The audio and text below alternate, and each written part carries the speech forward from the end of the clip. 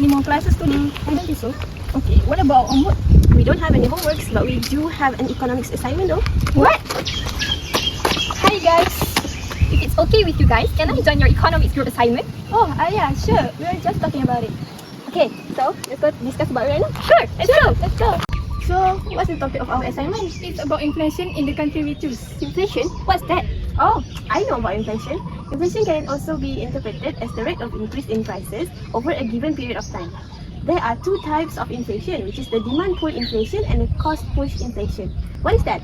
The demand pull inflation occurs when the concurrent demand for output exceeds the economy's capacity to produce goods and services, while cost push inflation occurs when the cost of production increases, leading to higher prices for goods and services. Meanwhile, hyperinflation can be described as situations when the prices of all goods and services rise uncontrollably over a defined time period. Usually, it would be monthly. In other words, hyperinflation is extremely rapid inflation. For example, an increase of 50% over a short period, like a month, is generally accepted as hyperinflation. Do you guys understand about it? I think I understand. So, what country should we choose?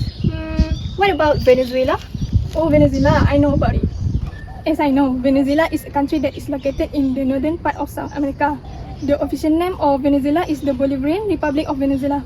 It shares border with Colombia, Brazil, Guyana, while its northern coast faces the Caribbean Sea. Venezuela is known for its beautiful landscape, such as Angel Falls. Culturally, Venezuela is a multilingual country, while Spanish is the official and dominant language. The country also recognizes more than 13 indigenous languages such as Wayu and Payman. Venezuela population was approximately 20.2 million in 2010. This number grew steadily to around 30 million by 2015, reflecting a period of population expansion. However, due to ongoing economic and political policy crisis, the population declined to about 28.5 million in 2020, mainly as a result of mass immigration. As of 2035, the population is estimated to be around 13.5 million. Isn't it interesting? Yes, it is very interesting, Shua. Shall we write it down right now? Okay, let's do it. 3 hours later. I don't understand anything about this trend. Have you guys seen it somewhere? Oh wait, I have seen on the news. Let me check. Okay. Trends of inflation in Venezuela. Venezuela has experienced a high inflation rate for decades, but for a while, the inflation rate stayed under control at below 31.4%. However, this trend has changed drastically in the middle of 2010s. The inflation rate has begun to rise sharply from 40.6% in 2013 to 121.7% in 2015. From 2016 onward, Venezuela has officially entered a phase of hyperinflation, marking the beginning of a serious economic crisis in the country. In 2016, the inflation rate of Venezuela surged to 254.39%. This drastic rise was due to the government actions such as setting a strict currency control, as well as fixing the price and profit limits. This action has led to a serious damage to the country, resulting in $300 billion loss due to the corruption in the country system and the sharp rise in inflation rate. In 2017, the inflation rate accelerated from 254.39% to 438.1%. Despite the fact that Venezuela is entering hyperinflation, the government continued expanding the money supply by 20 to 30% per month. By 2018, Venezuela recorded its highest inflation ever at the rate of 65,374.1%. Reaching the peak of hyperinflation. Price doubled within days, driven by excessive money printing, collapsing oil revenues, and weak economic policies. Although the inflation began to slow down after 2018, it remains extremely high. In 2019, the inflation rate has dropped to 90,906%, followed by 2,355.1% in 2020.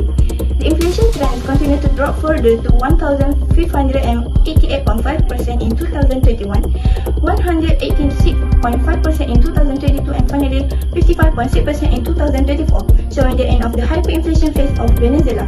Overall, Venezuela inflation from 2060 to 2034 showed a sharp rise to hyperinflation, followed by a slow and uncertain decline. This shows that although the situation has been through some improvement, the economy remains unstable and the recovery will take time. The hyperinflation in Venezuela may have ended, but the inflation rate is still among the highest in the world. Oh my god, that's insane. Now I got it. The rate was so high. I wonder what the issue that going on in Venezuela during that period. I got you down. One of the issues related to the situation in Venezuela during that period of time is the economic mismanagement. One of the main causes of inflation in Venezuela is the depreciation of its national currency, the bolivar, which is closely linked to the country's declining oil revenues. Venezuela's economy is highly dependent on oil exports, which historically provided the majority of the government's foreign currency earnings, especially in US dollar. In the year of 2014, the value of Venezuela's currency, the bolivar, and the prosperity of the Venezuelan economy was highly dependent on oil exports, and more than 90% of the country's export earnings that came from oil. The substantial earnings from oil exports allowed the government to pay for social programs intended for poverty and inequality, which raised the government's spending obligations. However, in recent years, oil production has sharply declined due to the combinations of poor maintenance, mismanagement of the state oil company, and the impact of international sanctions, particularly from the United States.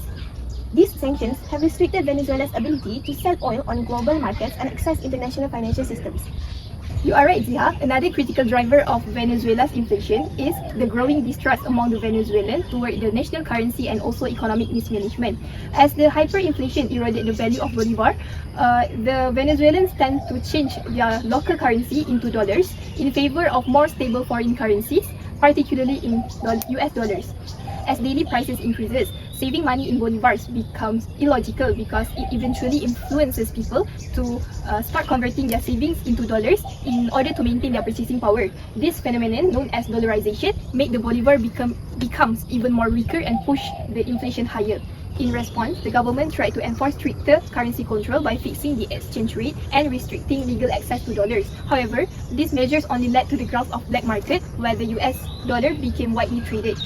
The situation worsened when the government failed to gain confidence through the credible reforms. For example, in 2018, the government attempted to stabilize the economy by devaluing the bolivar by 95%. This led the people to turn to unofficial markets and foreign currency to protect themselves due to the lack of faith in the government. Oh, I see it now, Alia. What about the impact of these issues in Venezuela? Oh, I know about the impact. As you know, Venezuela was the home to the largest oil reserve which was discovered in the country during the 1920s. And since then, Venezuela's economy has been booming. Unfortunately, the wrong kind of macroeconomic policy has been implemented by the Venezuela government during the 2000s, and it has worsened in the early 2010s, leading a major economic collapse in the country.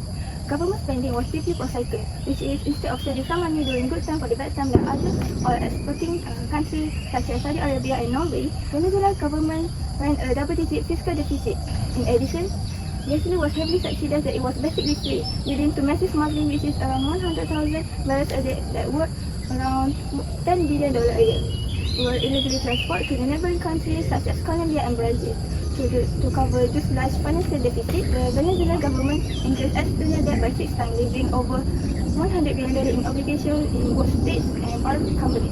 You know what? Instead of fixing the roots of the problem, the government started to print more money after weakening the central bank intervention. This move has led to a severe inflation and eventually pushed the country into hyperinflation in 2018. The value of people saving averages has dropped around 74%, making life harder, especially for the poor. By the middle of 2019, a full month's salary was no longer enough to buy basic necessities such as a gallon of milk.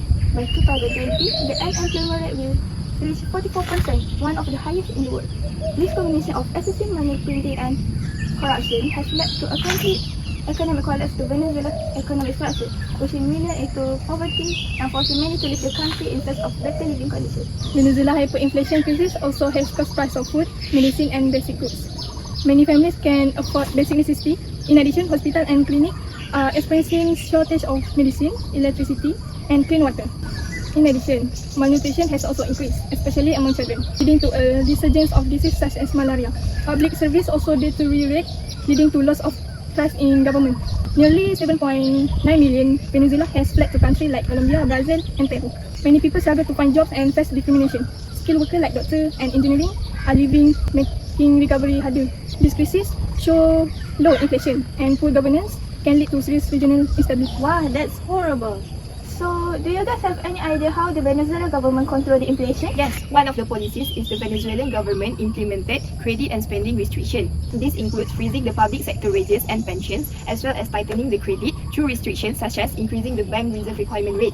By freezing the public wages and pension, the government aimed to reduce the amount of money circulating in the economy, which will limit the individual's purchasing power, as well as reducing the demand pull inflation, where the aggregate demand outpaces the available goods and services. Furthermore, the Central Bank of Venezuela also strengthened its monetary policy by increasing the bank reserve requirement rate at an effective rate around 73%. This includes introducing the penalty rates on banks that fail to meet the reserve targets and removing the several discounts reserved. Such measures effectively limited the bank's ability to issue loans and also providing temporary stability to the currency and lowering the inflation. Other than that, to regain control over the rapidly increasing of inflation, the Venezuelan government leaned on towards a more structured fiscal policy centered on enhancing the government revenue through tax reforms and unsustainable public spending. One of the most crucial strategies involved implementing aggressive tax hikes and broad compliance enforcement. Venezuelan authorities introduced several layers of tax reforms to expand the country's revenue collection beyond the shrinking oil sector, which included mandatory advance tax payments, frequent and strict tax audits, as well as the extension of tax obligation of transactions conducted in US dollars. These aggressive measures paid off in the short term, where there was an increase in tax revenue, which generating approximately $13 billion. The government's reliance on the inflationary practice of printing more bolivars to cover spending can be reduced and indirectly decreases the demand pool inflationary pressures. Furthermore, the Venezuelan government also implemented measures to cut public spending, realizing that uncontrolled public expenditure was a major driver of inflation. The government also implemented spending curbs of reducing allocations to many sectors and cutting back on certain subsidies. This is to avoid producing excess money into an already overheated economy. Do you guys have any recommendation to improve Venezuela inflation rate? In my opinion, when inflation rises sharply, low-income households suffer most as they spend more on essentials. To reduce inflation, Venezuela government should use another monetary policy, increasing reserve requirement, which is by increasing the interest rate. This can discourage excessive amounts of consumer debt, reducing risky financial behavior, and slow down demand for goods and services, which help stabilize price in the market. In Malaysia, Bank Negara Malaysia use the overnight price rate to influence inflation. High overnight price rate makes borrowing more expensive and saving more attractive, which help to reduce spending and control inflation. However, monetary policy takes time to take the effect, which could take up to 2 years. Therefore, the government should offer short-term, like subsidy or cash help to support vulnerable groups. Apart from that, the Venezuelan government can also apply more fiscal policies by implementing targeted fiscal intervention. In Venezuela's case, temporary subsidies and cash assistance can be offered to low-income households to ease the burden of rising costs, while provide the support for businesses like agriculture and transportation. This can prevent them from transferring higher production costs to consumers. However, this aid must be temporary to avoid excessive strain on public finances. In the long run, the fiscal policy should focus on strengthening the country's productive capacity by investing in infrastructure, local industry, and also food security. This not only will reduce the reliance on the imports, but also build a long-term resilience against inflation, making the economy more self-sufficient and stable. Alright, I think we are done here. Is there anything that you guys wanted to say? This means that we can conclude that our assignment is about Venezuela inflation, including its issue, impact, policies, as well as some recommended solutions. Venezuela crisis stemmed from prolonged economic mismanagement, over-dependence on oil, currency depreciation, as well as political instability. This has led to hyperinflation, economic collapse, as well as serious humanitarian crisis marked by the poverty, shortage, and migration. Although recent policies have eased inflation a bit, the economy is still fragile. A sustainable recovery would require better fiscal and monetary management, economic diversification, and more transparent governance. It's crucial for the government to act seriously by controlling spending, improving policy execution, and rebuilding trust to restore both economic and social stability. I think that's all I can conclude for our assignment. Then, I guess we can start writing down on what we have discussed earlier on. Okay, let's go home! Yay!